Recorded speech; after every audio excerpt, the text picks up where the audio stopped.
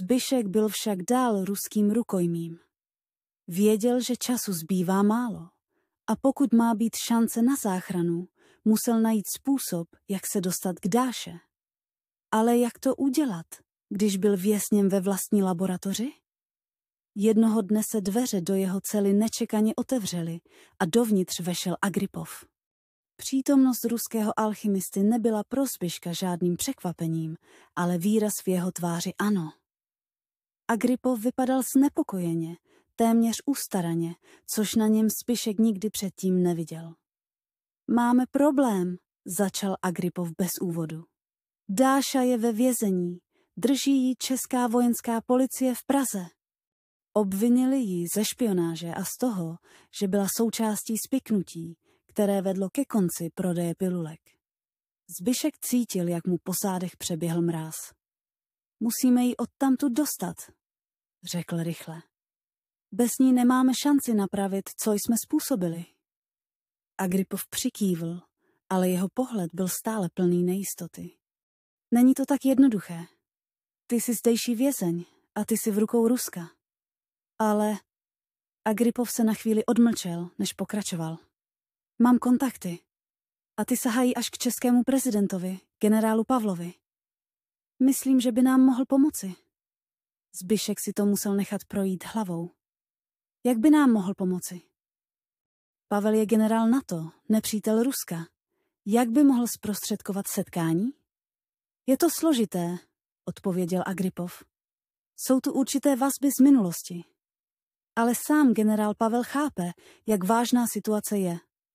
Nestvůry už jsou na evropském kontinentu. Zprávy přicházejí každou hodinou. Evropu obchází panika.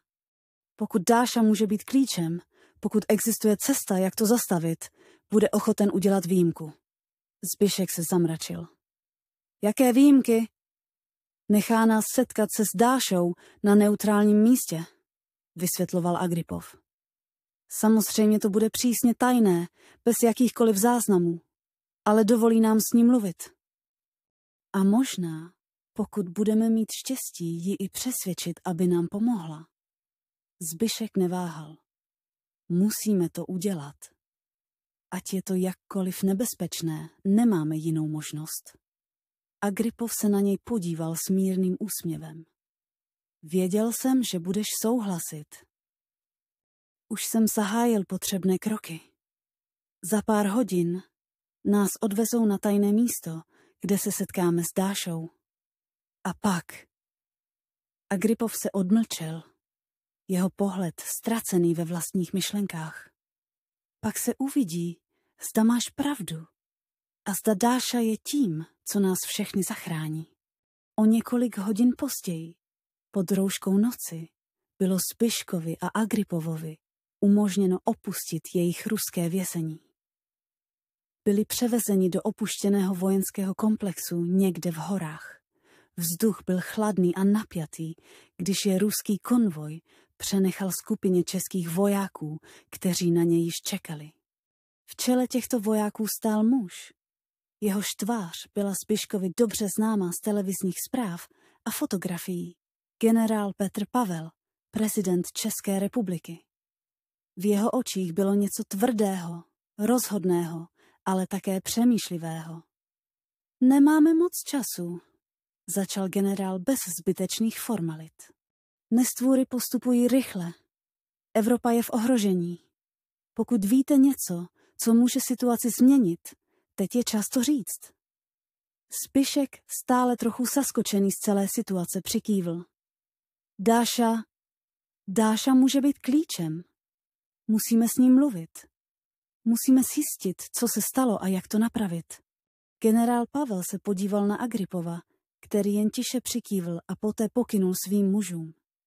Jeden z nich otevřel dveře na druhé straně místnosti, kde stála Dáša, ruce svázané před sebou. Vypadala vyčerpaně, smateně, ale přesto v jejich očích zůstával záblesk odhodlání. Zbyšek se k ní opatrně přiblížil. Dášo, začal tiše, nevěděl, jak pokračovat. Dáša se na něj podívala. V jejím pohledu bylo něco, co ho zasáhlo hluboko v srdci. Zbyšku, Co se to děje? Proč jsem tady? To je složité, odpověděl Zbyšek. Ale věřím, že spolu můžeme všechno napravit, že můžeš zachránit svět. Dáša na něj nevěřícně pohlédla. Já? Jak bych mohla něco takového dokázat? Zbyšek se k ní naklonil blíž, aby její slova slyšel jen on. Sny, Dášo. Všechny ty sny, které jsem měl, které si možná měla i ty. Ony jsou klíčem. A já? Já tě k ním dovedu. Dáša chvíli mlčela, pak pomalu přikývla. Dobře, pojďme to zkusit. Generál Pavel sledoval jejich rozhovor zpovzdálí a když viděl, že dosáhli nějakého porozumění, přistoupil k nim. Teď, když jste se setkali, co bude dál? Agrippov odpověděl za Zbyška. Teď musíme zjistit, jak ty sny využít. Musíme zjistit, co bylo špatně a jak to napravit. Dáša je klíčem, ale musíme ji vést správným směrem.